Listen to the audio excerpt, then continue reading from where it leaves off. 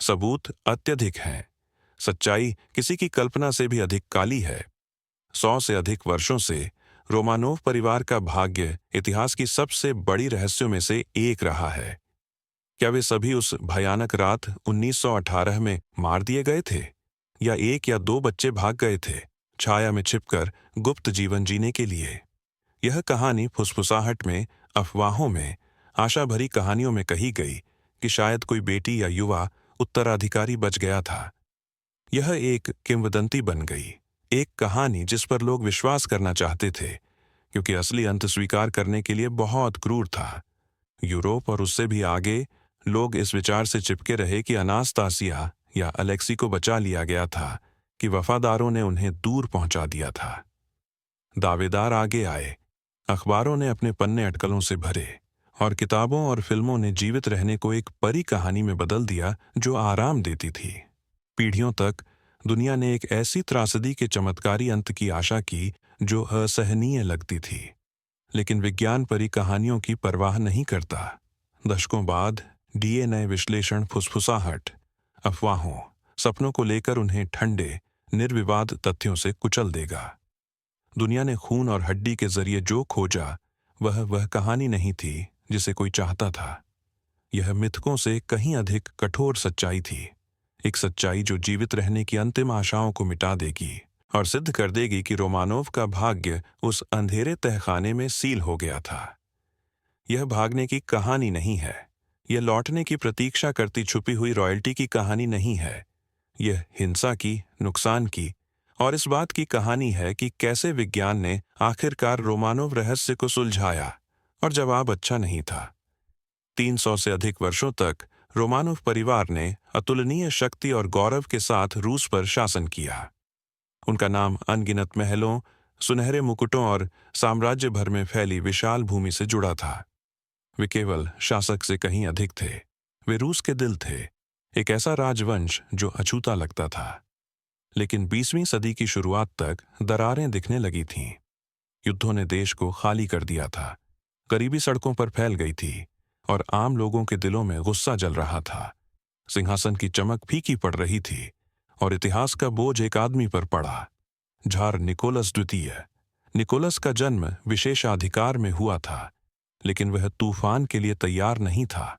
वह एक सौम्य व्यक्ति था जो अशांति से फटे विशाल साम्राज्य पर शासन करने के बजाय पारिवारिक जीवन के लिए अधिक उपयुक्त था। जैसे जैसे प्रथम विश्व युद्ध खींचता गया, रूस के सैनिक युद्ध के मैदान में खून बहाते रहे, जबकि घर के परिवार भूखे रह गए। भोजन की कमी, आर्थिक पतन और एक सरकार जो सामना नहीं कर सकती थी, ने सड़कों पर गुस्सा पैदा किया। विरोध प्रदर्शन दंगों में बदल गए, और यहां तक कि सैनिक भी, जो कभी झार की रक्षा करने की शपथ लेते थे, उसके खिलाफ भीड़ में शामिल होने लगे। मार्च 1917 में अपनी सरकार और सेना के कुचलने वाले दबाव के तहत निकोलस को सिंहासन छोड़ने पर मजबूर होना पड़ा। बस इतना ही, 3 से अधिक सदियों का रोमानोव शासन समाप्त हो गया। जो परिवार कभी भव्य महलों में रहता था, वह अब खुद को कैदी बना हुआ पाया, संरक्षित और अविश्वसनीय। निकोलस की पत्नी अलेक्जेंड्रा बहुत अलोकप्रिय थी। उसकी जर्मन जड़ों और रहस्यवादी रासपुतिन पर उसकी निर्भरता ने संदेह और घृणा को बढ़ावा दिया। फिर भी राजनीति के पीछे वे अभी भी एक परिवार थे। उनकी बेटियां ओल्गा, तातियाना, मारिया और अनास्तासिया युवा, आशावान और निर्दोष थीं। उनका बेटा अलेक्सी हीमोफीलिया से पीड़ित था, एक ऐसी स्थिति जिसने छोटी चोटों को भी जानलेवा बना दिया था।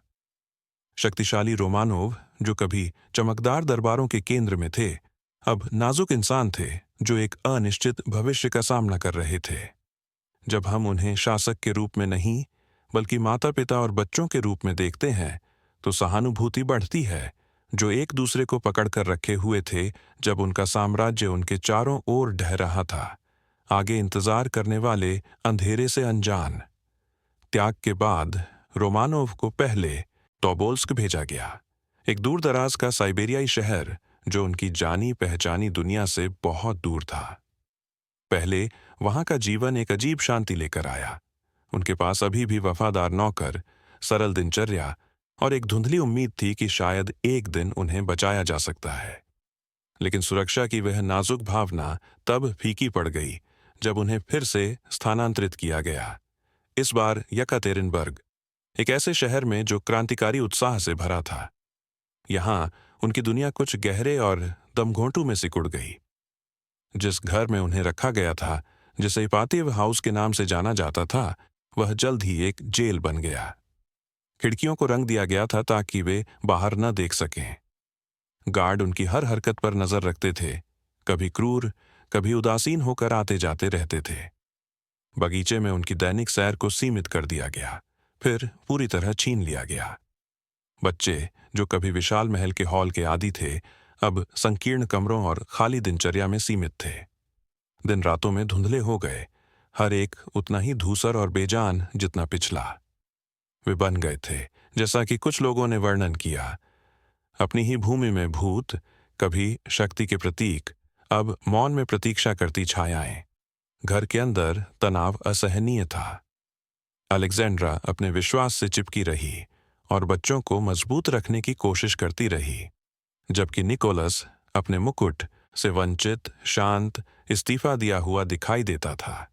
फिर भी कोई भी भय की निरंतर भावना से बच नहीं सकता था।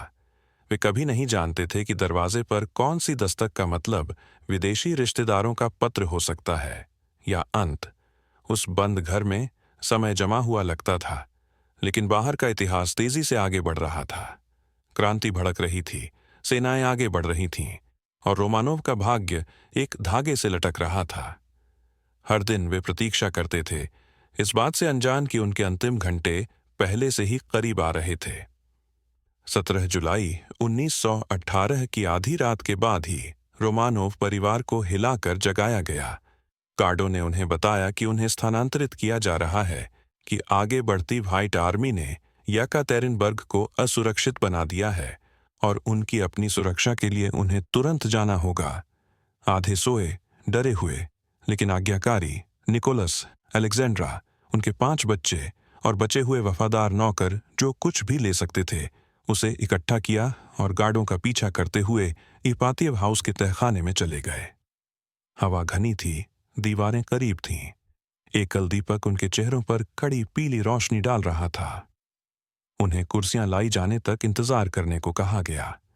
परिवार बैठ गया, थका हुआ और भ्रमित, अभी भी स्थानांतरण की उम्मीद से चिपका हुआ। लेकिन स्थानांतरण कभी योजना नहीं था। बिना चेतावनी के कमरा सशस्त्र लोगों से भर गया। आदेश दिया गया। निकोलस मुश्किल से अपने पैरों पर खड़ा हो पाया था कि पहली गोलियां छोटी जगह में फट पड़ीं। गोलियां कमरे में फट पड़ीं, दीवारों से टकराकर वापस आईं, मांस और हड्डी को मारती गईं। अलेक्जेंड्रा गिर गई, बच्चे चिल्लाए। नौकरों ने व्यर्थ में उन्हें बचाने की कोशिश की। सीमित तहखाने में अफरा तफरी मच गई। गोलीबारी से धुआं हवा में भर गया। चीखें और चिल्लाहट राइफलों की कानफाड़ू आवाज के साथ मिल गईं। कुछ गोलियों ने तुरंत नहीं मारा। उन्माद में जल्लादों ने संगीनों और राइफल के कुंदों का सहारा लिया, तब तक छुरा मारते और मारते रहे जब तक कि चीखें कमजोर नहीं हो गईं। परिवार के छोटे शरीर रात में जल्दबाजी में डाले गए कपड़े पहने हुए खून से भरे फर्श पर ढेर हो गए। एक एक करके मौनता ने उन सभी को अपना लिया। उस एक तहखाने में 11 जानें समाप्त हो गईं, 7 शाही खून की, 4 वफादार सेवा की। जब यह समाप्त हो गया, कमरे में धुएं, बारूद और मौत की बदबू थी। रोमानोव राजवंश, जिसने सदियों से रूस पर शासन किया था, 1 घंटे से भी कम में समाप्त हो गया। लेकिन उन्हें मारना काफी नहीं था, उनकी यादें भी मिटानी पड़ीं। जब तहखाने में मौनता छा गई, हत्यारों को एक भयावह नई समस्या का सामना करना पड़ा। अब 11 शव बेजान पड़े थे और दुनिया को उन्हें खोजने की अनुमति नहीं दी जा सकती थी। जल्दी से अंधेरे की आड़ में लाशों को कंबलों में लपेटा गया और एक ट्रक पर लादा गया।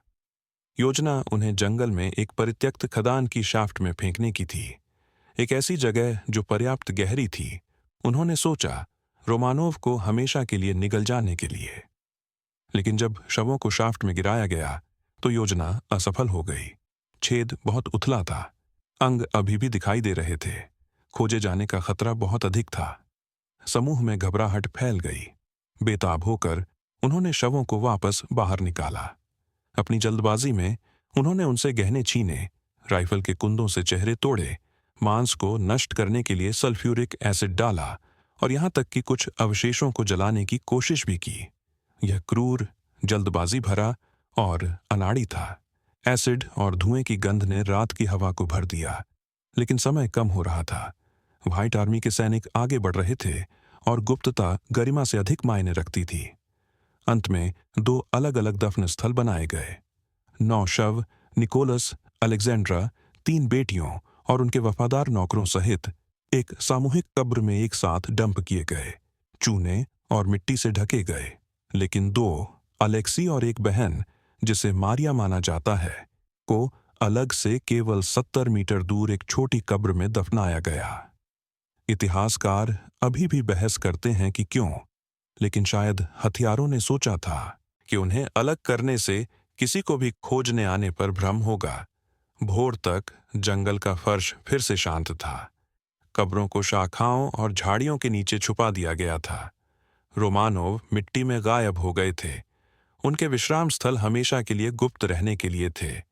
हथियारों को लगा कि रहस्य हमेशा के लिए दफन हो गया है। उस रात के बाद वर्षों तक सोवियत अधिकारियों ने पूर्ण मौनता रखी।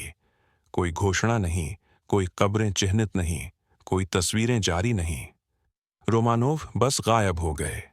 उस मौनता में अफवाहें दौड़ीं और वे जल्दी से यूरोप और उससे भी आगे फैल गईं। फुसफुसाहट दावा करती थी कि सभी नहीं मरे थे, कि शायद 1 या 2 बच्चे भाग गए थे। गुमनाम पत्र दिखाई दिए, कथित गवाह आगे आए और अखबारों ने गुप्त बचावों की कहानियां छापीं। इन कहानियों में से सबसे शक्तिशाली अनास्तासिया पर केंद्रित थी, सबसे छोटी बेटी। वह आशा का प्रतीक बन गई। यह विचार कि सभी बाधाओं के बावजूद एक रोमानोव बच गया था। जैसे जैसे साल बीते, दावेदार छाया से बाहर निकलने लगे, हर एक खोए हुए रोमानोव बच्चों में से एक होने का दावा करते हुए। उनमें से एक अलग खड़ी थी। 1920 में आत्महत्या के प्रयास के बाद बर्लिन के एक आश्रम में पाई गई एक महिला ने घोषणा की कि वह अनास्तासिया है। उसका नाम अन्ना एंडरसन था और उसके दावे ने जल्दी आग पकड़ी।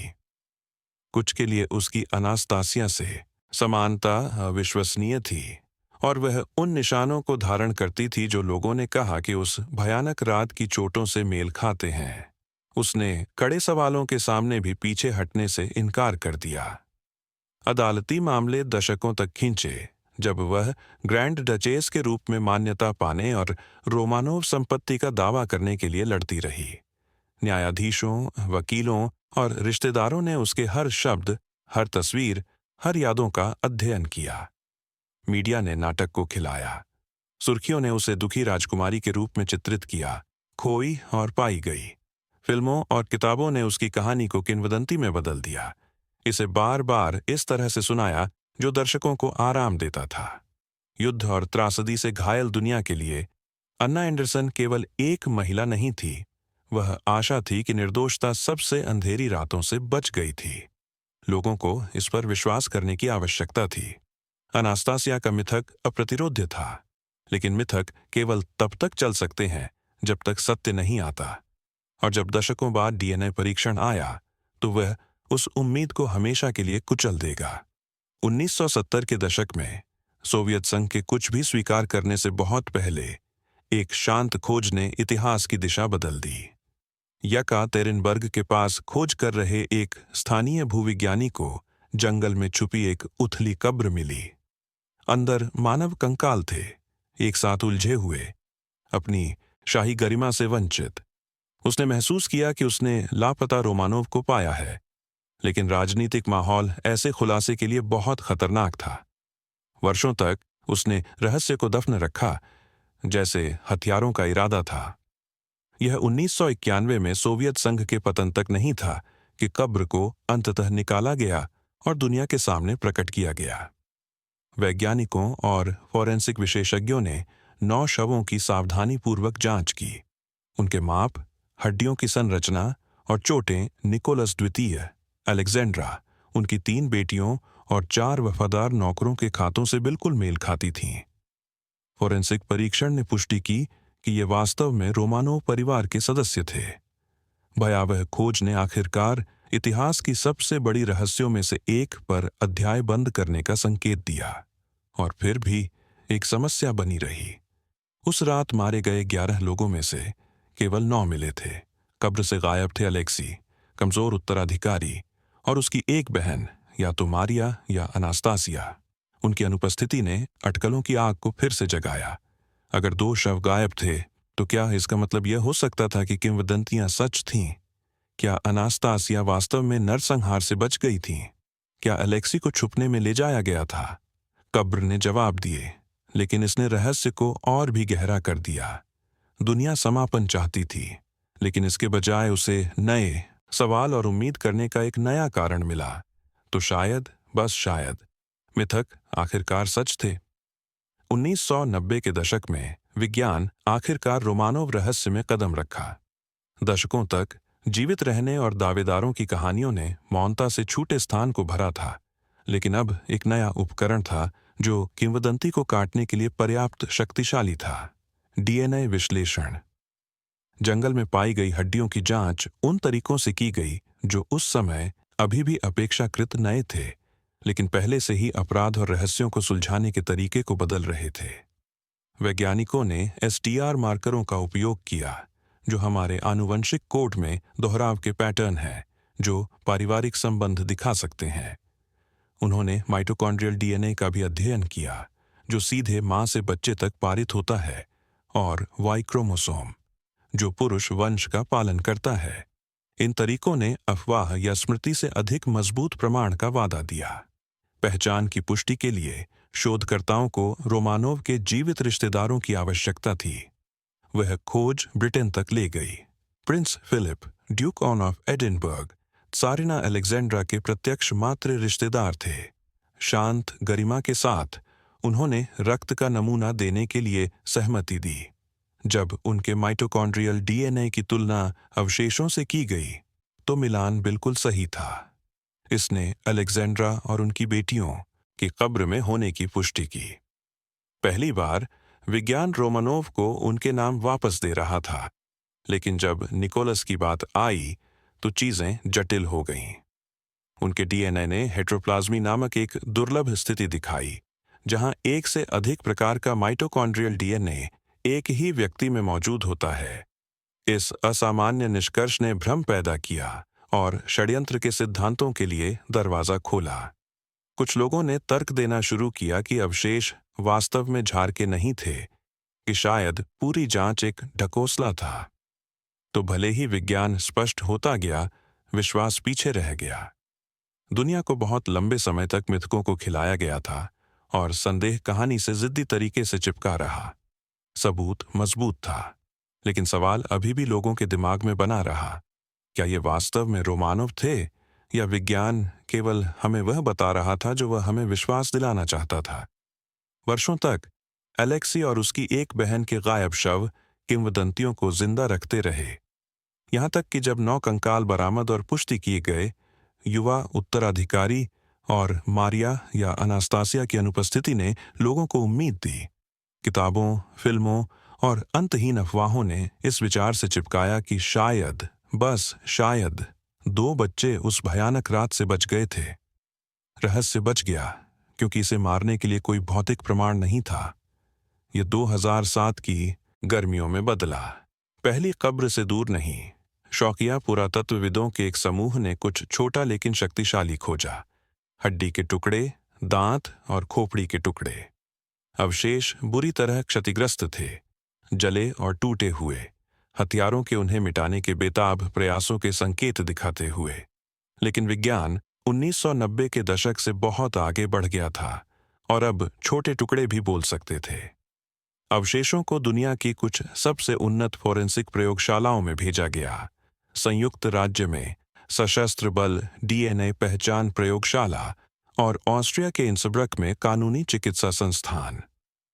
वैज्ञानिकों ने सावधानीपूर्वक माइटोकॉन्ड्रियल डीएनए निकाला, जो मातृवंश का पालन करता है, और पहली कब्र से और जीवित रिश्तेदारों से लिए गए नमूनों के साथ इसकी तुलना की। अनुक्रम मिले। ऑटोसोमल STR, जो दोनों माता पिता से विरासत में मिले आनुवंशिक मार्करों की जांच करते हैं, ने पुष्टि की कि हड्डियां निकोलस और अलेक्जेंड्रा के बच्चों की थीं। अंत में YSTR विश्लेषण, जो पुरुष वंश का पता लगाता है, ने रोमानोव परिवार के जीवित रिश्तेदारों के माध्यम से लड़के के अवशेषों को सीधे निकोलस द्वितीय से जोड़ा। हर परीक्षण सच्चाई को तब तक करीब लाया जब तक कि संदेह के लिए कोई जगह नहीं रह गई। लड़का एलेक्सी था, लड़की उसकी एक बहन थी, बाद में मारिया के रूप में पहचानी गई। लापता बच्चे मिल गए थे। लगभग एक सदी की किंवदंती के बाद विज्ञान अंतिम था। मिथक सबूत के वजन के नीचे ढह गए। जवाबों की तलाश लगभग एक सदी तक फैली थी, लेकिन अंत में रोमानोव की कहानी ने आशा के लिए कोई जगह नहीं छोड़ी। कोई बचे हुए नहीं थे, कोई गुप्त उत्तराधिकारी लौटने की प्रतीक्षा नहीं कर रहे थे, दूर देश में छुपी कोई अनास्तासिया का चमत्कार नहीं था। परिवार के हर सदस्य को अपने वफादार नौकरों के साथ 1918 में उस तहखाने में फांसी दे दी गई थी। जंगल में खोजों और उसके बाद के DNA विश्लेषण ने दुनिया को एक अंतिम निर्विवाद सच्चाई के साथ छोड़ दिया। रोमानोव को बख्शा नहीं गया था, उन्हें नष्ट कर दिया गया था। विज्ञान ने वह दिया जो अफवाहों और मिथकों ने कभी नहीं दिया था, निश्चितता। लेकिन निश्चितता कोई आराम नहीं लाई। पीढ़ियों तक लोग परी कहानियों से चिपके रहे, क्योंकि जीवित रहने का विचार नरसंहार की वास्तविकता की तुलना में ले जाने में आसान था। फिल्मों, किताबों और दावेदारों ने सपने को खिलाया, लेकिन DNA ने इसे कुचल दिया। सच्चाई ठंडी, कठोर और किसी के मानने की इच्छा से अधिक अंधेरी थी। शुरुआती प्रश्न का अब उत्तर है, हाँ, वे सभी उस रात मर गए और कुछ भी इसे नहीं बदल सकता था। और फिर भी इस दुखद कहानी ने एक रहस्य सुलझाने से कहीं अधिक किया। रोमानोव जांच फोरेंसिक विज्ञान में एक मील का पत्थर बन गई, यह साबित करते हुए कि माइटोकॉन्ड्रियल DNA, STR मार्कर और Y क्रोमोसोम परीक्षण कैसे सबसे उलझे ऐतिहासिक मामलों को भी हल कर सकते हैं। अब ये तरीके न्याय लाने, पीड़ितों की पहचान करने और कभी असंभव समझे जाने वाले मामलों को बंद करने के लिए दुनिया भर में उपयोग किए जाते हैं। फिर भी एक सवाल बना रहता है, क्या सच्चाई समापन लाती है या केवल दुख? रोमानोव रहस्य हल हो गया है, लेकिन जवाब एक गंभीर याद दिलाता है कि इतिहास अक्सर हमें खुशी के अंत देने से इनकार कर देता है। आपका क्या विचार है? क्या इस रहस्य को सुलझाने से आखिरकार इसे आराम मिला, या इसने केवल त्रासदी को सहन करना कठिन बना दिया? टिप्पणियों में अपने विचार साझा करें और अगले वीडियो में हमारे साथ जुड़ें, जब हम इतिहास में छुपी अधिक काली सच्चाइयों को उजागर करते हैं।